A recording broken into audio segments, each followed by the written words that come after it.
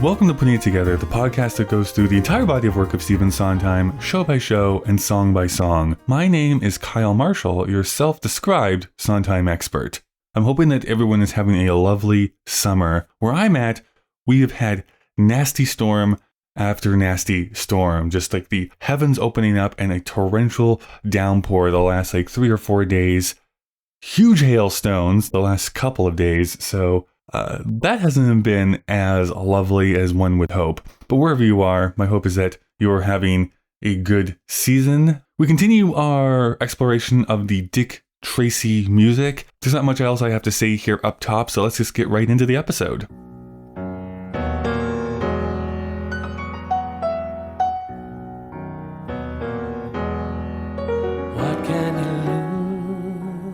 Lucas Rougeux, thank you so much for coming back. Thank you for having me, Kyle. A big apology for my last visit because I alluded to me needing to join the Five Timers Club last sesh. Yes. But this is my official Five Timers Club episode. Well, welcome. Again, the smoking jacket is in the mail for you, so expect that delivery any day now. Yeah. And I thought you dressed for the part. You're here in full Madonna's 1983. Yes, thank regalia. You. I'm sure that the listeners will absolutely believe I look at pretty much identical to Madonna in this film. I do my makeup. I'm in a lounge dress. My breasts are just subtly peeking out. Tasteful. It's tasteful. It's tasteful. And I love the fedora, Kyle. I love the. Thank you. I know. I had to dust this one off. As we are kind of mentioning here, we are, of course, here right in the middle of our Dick Tracy miniseries. I'm curious what your knowledge is of Dick Tracy. I feel like it was something that I was tertiarily aware of, and I'm not sure if Dick Tracy was, whether it was the character, the knowledge of the comic strip, or the movie, but I never really dove into it, but I knew it was sort of detective based. And then listening to your show and the allusions to Sondheim's connection to the movie, I was oh, okay, maybe this is something I should look into. And then when you invited me for this episode, I finally broke the seal and watched it. My question there then is what your preconceived notions of the film versus the reality of the film, did they meet? Were they completely different? I think so knowing that there was a maybe noir or detective based movie, and then also knowing that the Sondheim's involvement was just to make songs for it, but it's not a musical. Mm-hmm. I think it hit it over the head of what a very unique movie. The fact that I had not heard much about it made me think that it was not as successful or was not as well loved. And I think maybe it is a kind of cult classic, I feel at this point. I think that's how I would term it. I mean, definitely at the time it was a big budget, auteur director, huge marketing push. But nowadays I would say that yes, it is very much a cult classic. Yeah, but the noir sort of detective vibes were really, really perfect. The writing was really good. I absolutely adored Madonna's character as Breathless, and the music. I think Sondheim, I think you maybe mentioned in one of the early episodes in this season, but Sondheim can't just kind of go half-ass on a project, or can't right do something superficial. It just is so indicative that his writing style really is wanting to have multiple layers to it, and you can tell that from the first, I think Sooner or Later is maybe the first song in the movie. And that is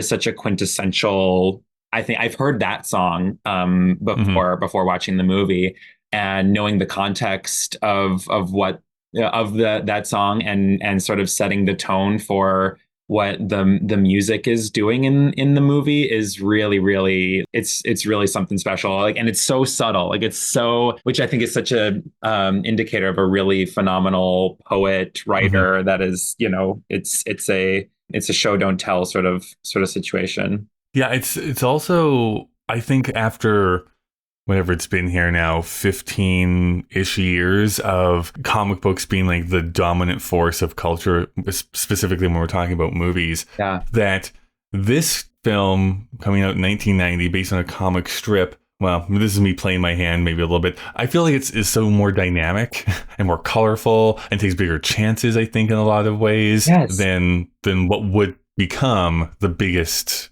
thing in our culture. Yeah, and I love the like direct connection to like the Tim Burton Batman, because both of them have this sort of like physical, like practical quality to it. I mean, obviously, like a lot of the effects or most of the effects in both of those movies are all practical, which I think, you know, in our day and age, the desire to have like all the CG and the grandiosity of things, you know, is a push, which I think is maybe fun for a little bit, but I think after a while it just kind of gets old. And for this movie and the style of how it's made is a lot more inviting, I think. And I mean, I've always like been drawn to practical effects in a lot of ways, even if it's like a little cheesy. I think too with a story like this that is so centralized to the city, to this one particular city, and even not even just like this city, but like these handful of locations. I think it doesn't need to be grand and like, you know, bombastic, but it is grand in the sense that like the sets are stylized and the shots are stylized and you know, there's something extremely unique, not just in the story, but in how it's made, that I feel like a lot of these comic book movies are not like acknowledging as often. You know, I like comic books and graphic novels. They are so specific with their visuals, and they're not all the same, because artists and how they're telling the story and how they're using visuals is so specific and unique. And I think, you know, a movie like this really acknowledges that the hand of an auteur artist in the way that I think sometimes movie adaptations don't always like allow. I mean, it was a weird movie at the time, but I think it's even weirder now when you go back and be like, oh, you used to be able to do this?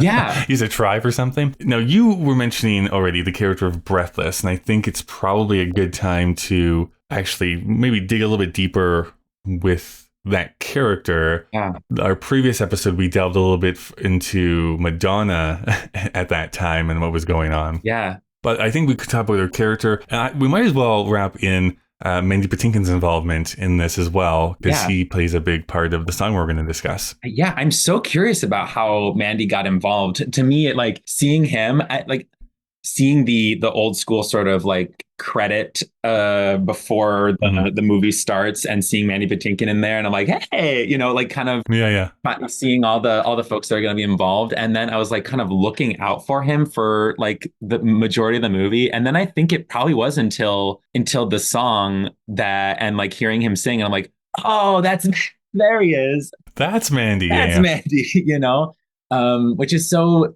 It's so funny. He was like halfway through his, I think, his involvement from young Mandy of like Sunday in the Park with George to like old white wizened Mandy Patinkin that we know now with like the huge beard. Right. Yeah, it's and that like not quite bowl cut, but kind of a bowl cut. You know, I'm so curious of how he was involved with it. And to me, it seemed kind of like, oh, well, Sondheim's involved. Well, I got to get on this. And yet, weirdly enough, like, I don't know, maybe that could absolutely be what was going on. However, in the Look, I Made a Hat book that Sondheim wrote about his collected lyrics, he does make it seem that it was Warren Beatty who championed Mandy being in the movie. Because I'll actually just read his little plot synopsis, or not plot synopsis, but his admission here, because at the end of this song, he mentions the only reason for this song was Warren's desire to have Mandy Patinkin sing something in the movie. When I grumbled that since the character was undeveloped, anything he sang would feel arbitrary, Warren urged me to look at his dialogue and see if anything might suggest itself, even just a title. Sure enough, in the scene directly preceding the sequence above, 88 Keys offers Big Boy a proposition to trap Tracy with the enticement, "What can you lose?" And then it was done. So it seems like interesting that, yes, if you know that there's going to be some songs saying, like, why not have Mandy Patinkin involved? And yet it was Sondheim himself was like, no, I don't think that this character is going to sing. Doesn't make sense. That makes a whole lot more sense. I can absolutely see Sondheim being like, yeah, this doesn't make any sense. I don't need this. Yeah. But with Warren Beatty wanting, if he wanted Sondheim to be involved in the show, he obviously having knowledge of Sunday in the Park with George and probably loving theater and all. So I guess it makes sense that just requesting Mandy Patinkin to sing. And I think with the fact that he is one of the only few other singers in the movie outside of Madonna. I think it was very tastefully slipped in, especially his character being also musically involved, that it made sense that, okay, well, I'm not surprised that this character is singing now. But yeah, what do we want to say about Breathless as a character? You seem to be taken with her. I am so taken with her. I mean, just generally as a queer person, as a sort of femme person, there is such an allure to her character as being this femme fatale.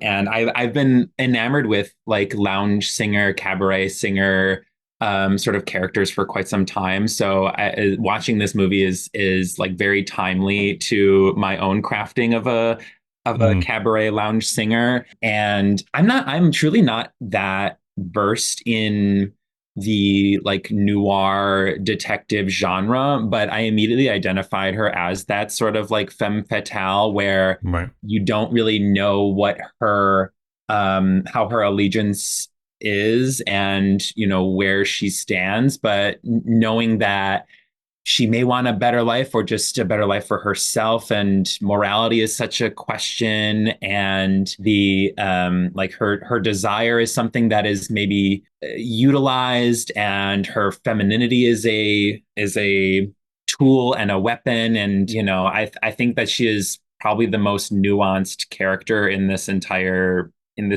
movie, because you're just she is such an alluring figure just based in her character and how Madonna plays her. And I think Madonna is the perfect casting for this character. There's nobody else I think that could play her. Yeah, especially at the time. I do not see a better person that you could have cast for that role. But I think that she does fulfill kind of what she needs to have that character be, because you at times we need to be like, okay, well, where is her allegiance really? Yeah. Who is she really playing? Is she playing everyone?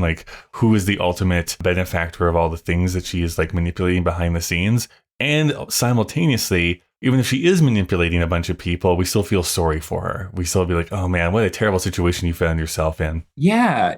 I think it was in some special feature for the Harley Quinn movie, the more recent Harley Quinn movie, and how they're talking about how crafting the fight sequences are, particularly with the female actors in the movie, and how they're describing these actors are not going to be fighting in the same way that these big burly guys are going to be. So their actions are going to be a lot more acrobatic and subtle and sly and dexterous. And I think about that in relation to her character, and her character next to Big Boy. Big Boy is this bombastic guy. He's going to use his physical brutishness. He's going to use his loud mouth. He's going to use his connection to the patriarchy. He's going to do all these things that are within his power, but Breathless isn't going to be doing that. She's going to be pulling strings very subtly. She's going to be, utilizing the power that she has, which is very different than a man's. And how do you survive in a man's world, particularly in this time period? You utilize your allure as in your looks, in your talent, and you stay on the right folks' good sides. But it's great that she's still able to harness a type of power, even though that she is for all intents and purposes considered another doll in Big Boy's playhouse. She is holding a whole heck of a lot of power, but doing it from behind the scenes. And I think that often characters like hers are are sort of like pushed to the wayside in their like abilities, and maybe they're just seductive just to be seductive, to gain the attentions of the characters that are actually in power.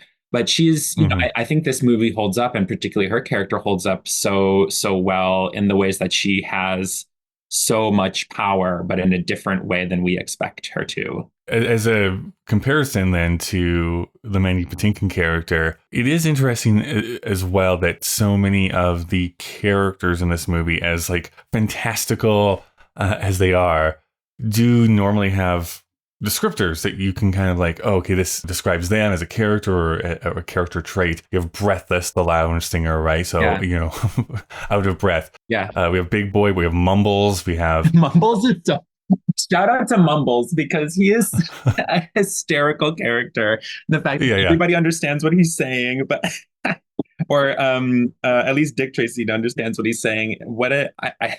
Hats off to him. He's so funny. I know. That's my favorite kind of like... It's my favorite joke inside the movie, or recurring joke throughout the movie, because they never really call attention to it, about the fact that they, it's like me as an audience member, I was like, I don't really know what he just said there, and like everyone else just understands him perfectly. It's kind of great. It's like Han Solo understanding Chewbacca. Right. I don't necessarily need to know what Chewbacca said, but everybody else knew what was going on. And then we have 88 keys, which doesn't really give a description. It is just like, there's 88 keys on a piano. He's a piano player. Yeah. That's what his nickname is. Yeah. So it does, I guess, underline his facelessness, or what he's supposed to be inside of this establishment, is like, you're just the piano player. Yeah. And I like how, you know, eventually we obviously find out that 88 Keys is the, you know, the sort of henchman to No Face. And obviously Breathless is No Face, which I think pairing them together as a duo, when you think about these sort of like factions and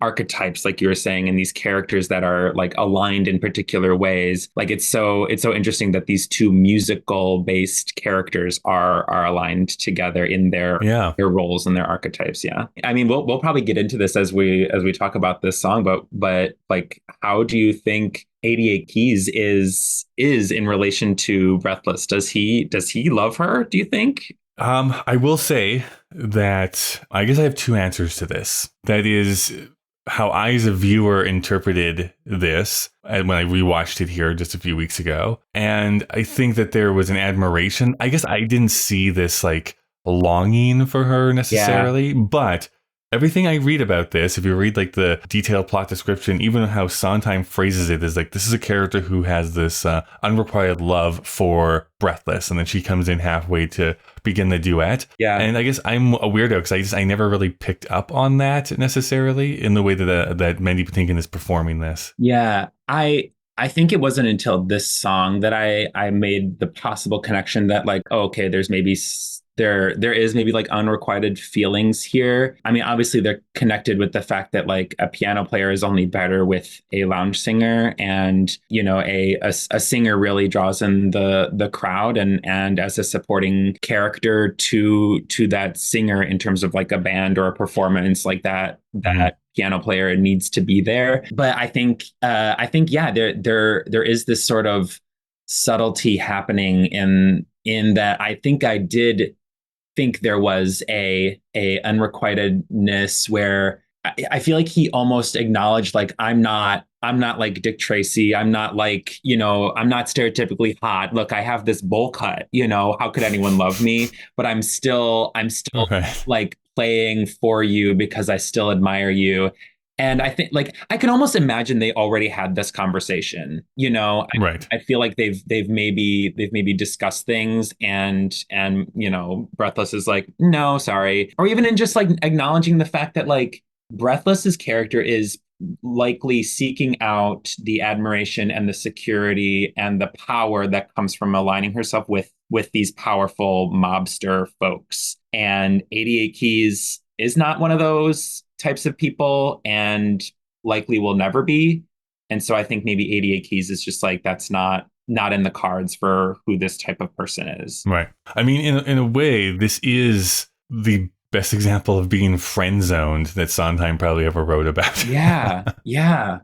Because I don't think she detests him or, you know, is repulsed by him, but it's just like, the reality is that you're not going to be the person that gets me out of this. Yeah. And I don't think she's like playing him along either. No. Like She's being realistic. Yeah. being very realistic, and like I think he's helping her out of his own desire, and I don't think she's manipulative to him at all, and I think she's definitely very grateful to have him, because I think of anybody in the movie, obviously, Dick Tracy kind of wants the best for her in the sort of like lawful good way, but I think 88 Keys really is probably the one that would look out for her through whatever.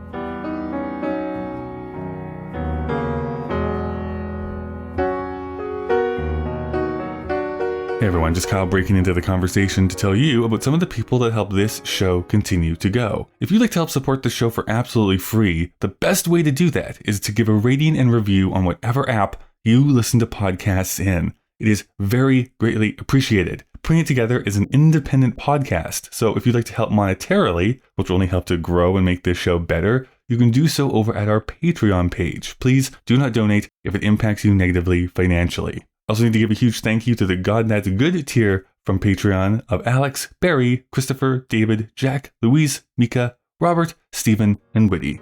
All right, let's get back to the show.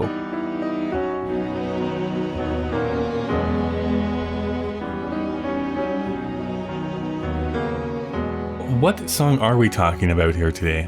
Well, what can you lose? A sort of another pining, longing, but a duet.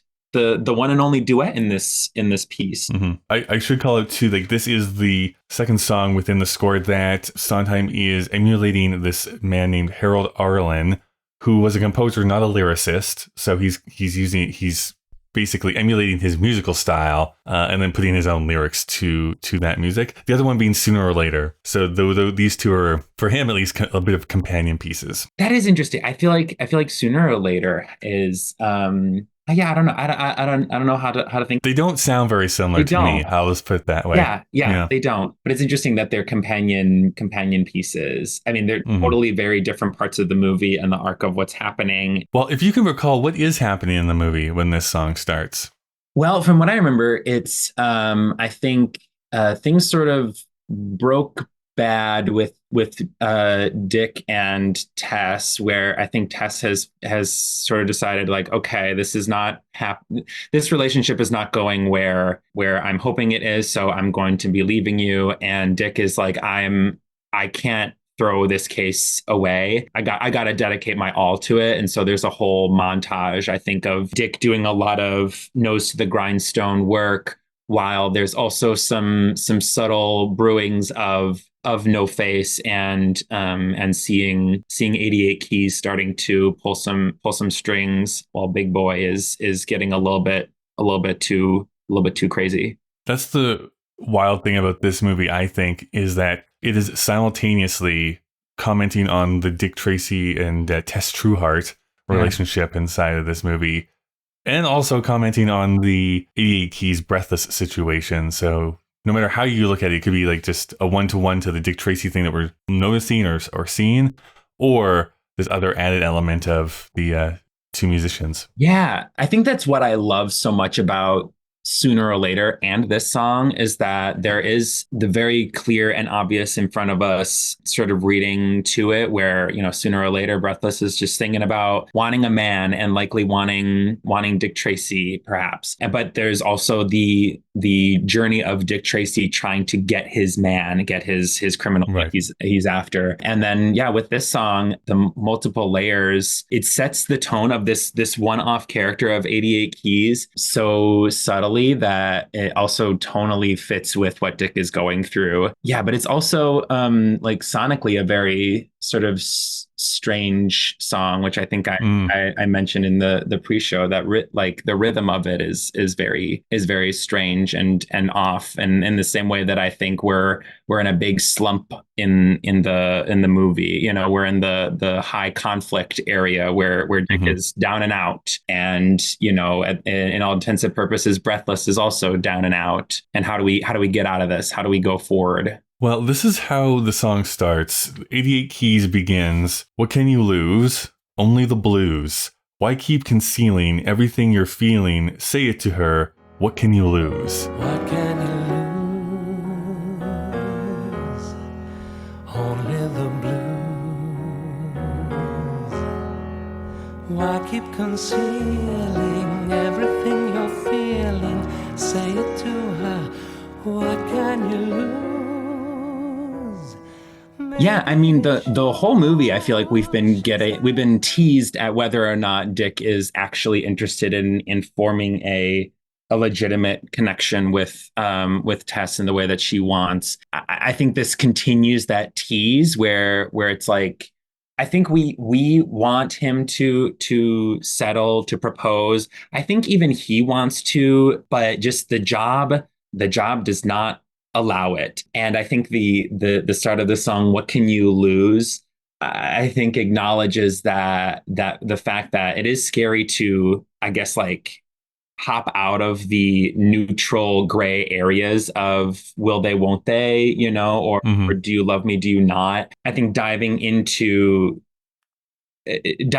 something is maybe a little bit better than just staying in the gray area, because that question, what can you lose, often is used in when helping people make decisions, saying like, what's the worst they could say? No, and that's scary, but sitting in this pining, longing gray area is perhaps worse, maybe. Yeah, I mean, having been the one, I like to pine a lot. I'll Yeah. just admit it. I'm a piner, and Yes. so, but ultimately, like that advice is there for a reason. There is a reason why people give it to you all the time, because your conceptualization of like what could or could not be, or the Yeah. horrible thing that could result from it, ultimately is better to know, like, is this a yes or a no? And if it's yes, great, cool, we can now celebrate that. Or if it's no, then we can move on. It's like we can put that to rest and we can go somewhere else. But getting stuck in that, like, oh, maybe, or maybe we should stay where we are, what should I be doing in this situation, starts to eat away at you over time.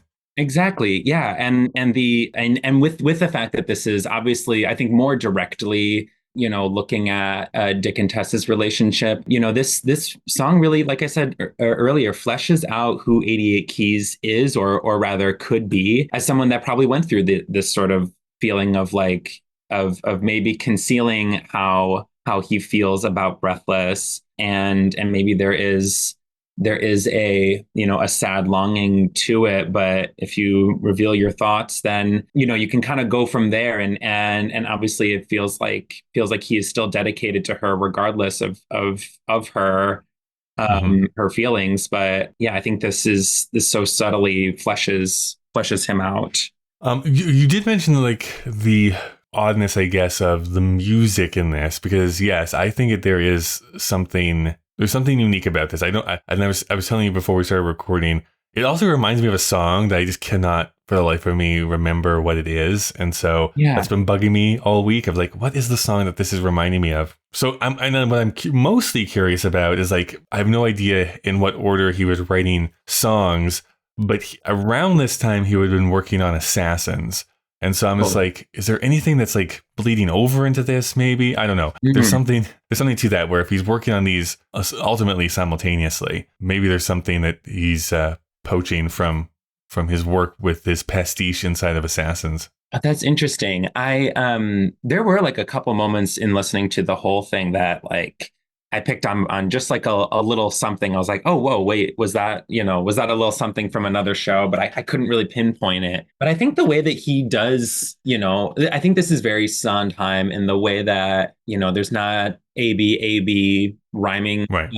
Yeah, even in the rhythm, like these phrases are there's like maybe a little short thing, and then there's this sort of rattle on, and I think lends itself more to a narrative and more towards actors than just a song to sing a song.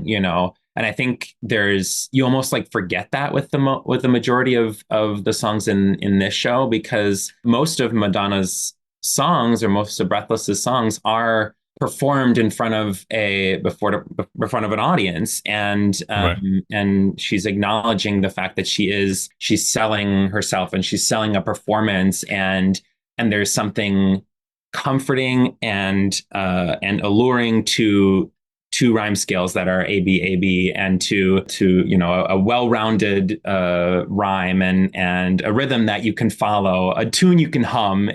But this seems to be a song that is just the two of them, and so things maybe are broken down a little bit more, that they're not singing for a crowd, they're singing to each other. There's less of a prying eye perhaps that would force them to I guess like align to a typical performative song. Talking about rhyming scheme, I think this is such a weirdly structured song. So the second stanza that is sung goes, maybe it shows she's had clues which she chose to ignore, maybe though she knows, and just wants to go on as before, as a friend nothing more, so she closes the door.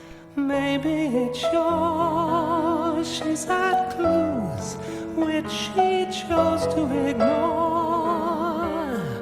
Maybe though she knows and just wants to go on as before,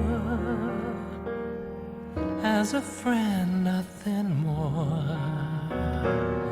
So she closes the door. Maybe it shows she's had clues. Rhymes with what 88 Keys said here before. What can you lose? Only the blues. So it's kind of going back into that thought structure of earlier in the song. And then it just goes on this run of like ignore, before, more, door. It doesn't really follow any type of logical pattern. Yeah. And even, the way that like, why keep concealing everything you're feeling? Like if it feels like he's forcing that line out, like it almost feels like I wonder if this is, maybe they're writing this song. Maybe that's what this scene is. Yeah. I like that. They're workshopping it. Because it just does. And Kyle, we're cracking the door open. we're cracking open the case. Because this feels like it's something so unfinished and not quite there, and the rhymes do not align, which I think obviously like fits directly with the fact that there's with what's going on in the lyrics, these characters that are not saying what they really feel, or what they saying what they feel, and maybe they don't feel exactly the way that others do, and especially as it overlaps with Dick and Tess's relationship, they're not in the same place, and Breathless and 88 Keys are not in the same place. Breathless and Dick are not in this, like there's this misalignment that's happening, especially right now in the movie, and maybe this weird rhyming like scheme and these run-on sentences are a subtle way to bring that together. Yeah, I love that idea of them. This is really them trying to write a song together. Obviously, still commenting on the fact of stuff that's going on in the movie and in their relationship, but like they're just there. Yeah, there's a bit of inconsistency there. Because I'm old, there's a great documentary about the Beatles that got released here a couple of years ago. Okay. There's this wonderful sequence of Paul McCartney just like noodling around on his guitar, and then he gets like this melody, and he starts to make up nonsense lyrics to it, and then you see him basically write the first quarter of Get Back in real time. And it's like, this is crazy what I'm just witnessing here. Maybe something like that, where they're just kind of like on the piano. It's like, maybe something like this, and like I'm going to use my own emotions and like try and figure this out, and then she comes in and helps him the rest of the way. Yeah. And even like, I mean, we'll get into it, but like when she shows up and starts to sing, I feel like that's where the music feels a little bit more, it sounds a whole lot better, or a little bit more considered, and the rhymes fit, and maybe obviously that sort of aligns with the fact that she probably has more experience singing and knowing what a song should sound like. Maybe he doesn't. Well, that is kind of what happens next here. So Breathless does arrive, and she sits down and she goes, well, if she does, those are the dues. And then they both come together and say, once the words are spoken, something may be broken, still you love her, what can you lose? And then 88 Keys goes, but what if she goes? At least now you have part of her. And they both sing, what if she had to choose? Well, if she does, those are the dues. Once the words are spoken, something may be broken, still you love her, what can you lose? But what if she she goes, at least now you have part of her. What if she had to choose? I think her showing up and even in the movie too, she's not really looking at him either. Like, Yeah. and I think there is a moment where he is like really gazing at her and she's just stoically looking off in the distance. And I think that fits so well with her character that like even the people that are closest to her, she's looking further and past and at something else. And it's almost so subtly cold where she says, well, if she does, those are the dues. You know, if she says no, then that's it, you know, which I think is brings out her power and her feminine power of like, she said this isn't the path, this isn't a connection, and that's what reality is. And the fact that he continues to sing along with her and, you know, acknowledging, even saying things, you know, something may be different, but you know, you're still allowed to love this character. Like you can tell that 88 Keys is still in love with her, you know, whether or not, right. you know, whether or not he acknowledged it or what. And you can tell too that like that Dick still loves Tess, even if this is a broken moment. And you know, Tess for sure loves him. You know, this isn't, you know, the relationship that's being talked about with Tess and Dick. Like they're not broken up so intensely that there's never going to be love again. It's just different places and different mindsets, you know, but they very clearly love each other so deeply. And you're allowed to do that, even if it's not the way that, you know, maybe it won't work. Well, that's what I love about this one line here of like, once the words are spoken, something may be broken, which again, it's all about that word choice. It's not will be broken. It's may be broken. But you don't really know until you like say the words out loud. Right. Which fits in with that entire idea of, you know, of the what can you lose sort of thing. Like, yeah, it may be broken, but at least you said it, you know, but it's not for sure, you know, nothing's for sure. And I think that also just, it sort of aligns with Breathless's character, especially as her character as a lounge singer too, where I think part of the allure of a lounge singer is singing songs that are sort of piney, you know, kind of acknowledging a mysterious, unknown suitor or love interest. And the allure that she's bringing is like, that could be you, you know, that it could be you that I'm pining for. And I think like even she's using a little bit of that power in relation to 88 Keys and in relation to like how she interacts with Dick. Like you could be that, but I'm not going to say whether or not, you know, you still have to ask me. Yeah. You have to ask me. Exactly. I'm not going to go after you, but you have to, you know, tell me about it, stud. Like be a man and ask me out and I'll say whether or not, you know, whether or not it'll be so. This is how the song ends. Breathless sings Leave It Alone. 88 Keys goes Hold It All In. And then they both come together singing Better a Bone. Don't even begin. With so much to win, there's too much to lose. Leave it alone. Hold it all in. Better a bone, don't even begin. With so much to win,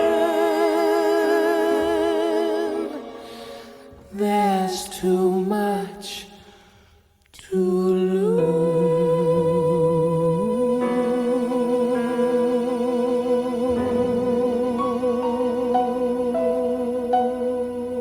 Better a bone. Yeah. Me. I thought this was a G-rated movie. I know exactly. I like there's something so so sad about like where do you think this turn happened? You know, where it's deciding leave it alone, hold it all in, don't even begin. Like why do you think that turn happens? Because the majority of the song is saying, you know, like make a decision. I honestly think it's running exactly from the earlier question 88 Keys asks, what if she goes? I think that's probably the biggest fear, is that she leaves. She goes away completely.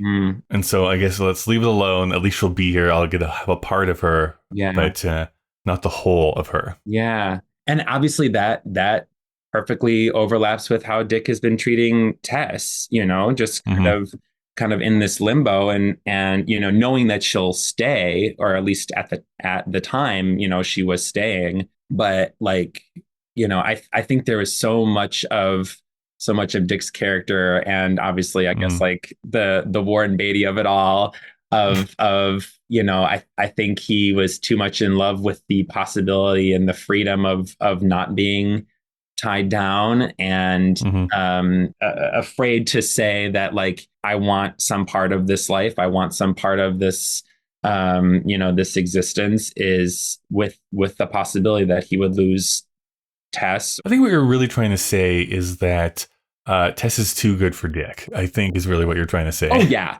absolutely. Yeah, absolutely. I like, this guy's been stringing her along this whole time, and he's too in love with his job, and just wanting to be a cad, and typical dude behavior of not wanting to define a relationship, and and leave things. Who else are you having late night pie with, Dick Tracy? There's no one else here with you. Exactly. Who's gonna have late night cream pie at the diner, But it's just, it is certainly very sad with how things are. I don't know. I think at the end of the movie, I really feel bad for Tess in the way that she sort of has to compromise, and he doesn't really. Like, it's he finally decides, like, yeah, I'm gonna marry you, which is like, I don't feel like that is I don't think he's conceding much of anything there. And then she's, the main thing that she was concerned about and didn't really like about Dick was the fact that he was too involved with his job and it was too dangerous.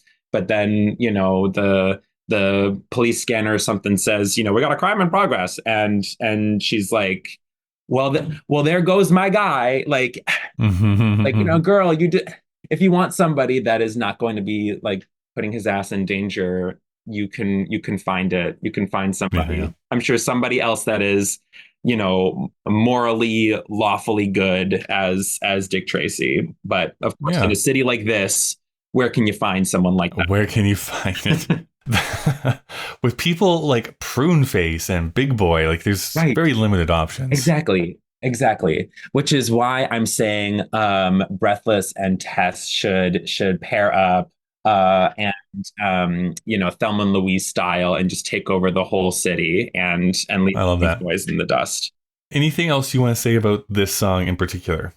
I think with this song, I really, upon listening to it, it scratches such a weird itch, but not itch with me, where it's a duet that acknowledges love and thinks about love, but really keeps this sort of ambiguity, where I think typical love duets either double down in that love and acknowledging feelings, or a duet will like maybe solidify it's not working, a la Sunday in the Park with George, like that is a horrible breakup song.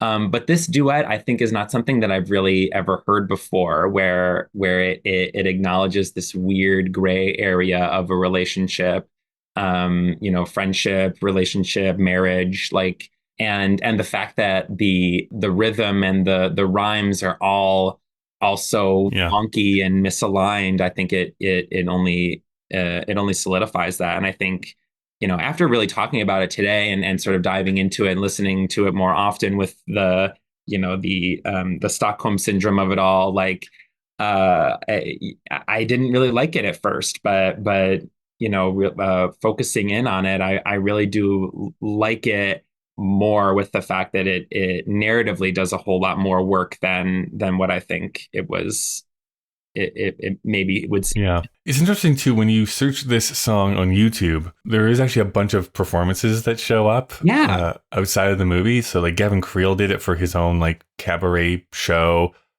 G. Kuhn performed this on the 90th birthday of Sondheim. Yeah. What a deep cut to perform at the 90th celebration. Seriously, but honestly, like that's honestly kind of better for like a Sondheim show, because it's like we've all heard we've all heard My Friends from Sweeney, like we can, let's dive into the weird ones. But I think it is interesting. I did notice that there were a lot of folks that had covered it, but most of them were solo acts. Yeah, no duets. Yeah, which I don't know. I think having it be a duet, I think, is so important, obviously, because there's two distinct voices that are happening. And I think Breathless's character is sort of leading 88 Keys down a particular particular thought. And I think at one person singing it, it doesn't necessarily do that subtle, I wouldn't even say manipulation, but subtle manipulation justice.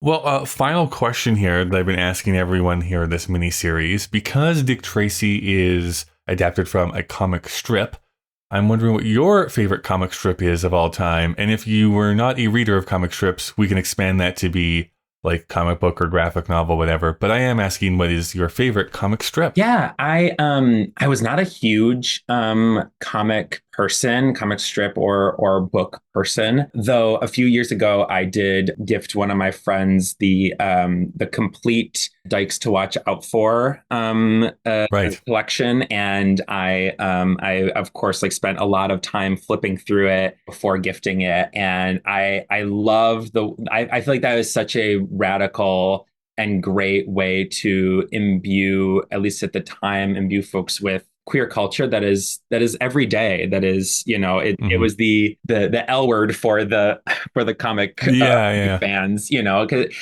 it acknowledged like all these different, vastly different characters, and it brought queerness and all the desires for what queer people, specifically assigned female birth queer people, are searching, and how they're approaching love and politics, and I think it was maybe like the Iraq War that they're muddling over, and I love that. That written by the same person who wrote Fun Home. Yes, and Judy Kuhn, who played the mom in that. That's right. Yeah, definitely passes the Bechdel test. If you need any comic strip to pass the Bechdel test, that is certainly the one. Well, Lucas, thank you so much for joining me here today. If people wanted to stay in contact with you, see what you're up to online, what is the easiest way to do so? Yeah, thank you so much, Kyle. I'm on Instagram. I'm an artist and curator based in DC. And my Instagram is my name, lucas.j.rougeux. And you can find me on my website there as well. Upcoming this fall, I'll be starting a residency at the Montgomery County Community College. So any DMV area folks can come and visit me for the fall semester. I'll be in studio there for the latter half of the year. And it's always so fun to come and talk Sondheim with you, Kyle. It's great, and a great excuse to whip out my performance gowns. That's right. Well, I mean, you have so many of them, so I was like, you might as well. I know. How can you choose? But what can you lose? You choose one. That's right. And there we go. Yeah. Synergy, everyone. So he closes the door. Well, if he does. Thank you so much for listening. You can send emails to puttingittogetherpodcast@gmail.com. You can also follow Sondheim Podcast on Twitter or Instagram. This is an independent production, and you can support the show on Patreon by going to patreon.com/puttingittogetherpodcast. Putting It Together is available on Apple Podcasts, Spotify, and pretty much anywhere else you can get podcasts from. Consider subscribing so that you never miss an episode. Next week, we're going to be talking about Back in Business, just in time to foreclose on this podcast. As always, a big thank you to the great Chris Taniguchi, who designed the podcast artwork, and to Nick Driscoll for composing our theme music. Well, we've reached the end of our episode. Yes, I know. Goodbye for now. Don't even begin with so much to win.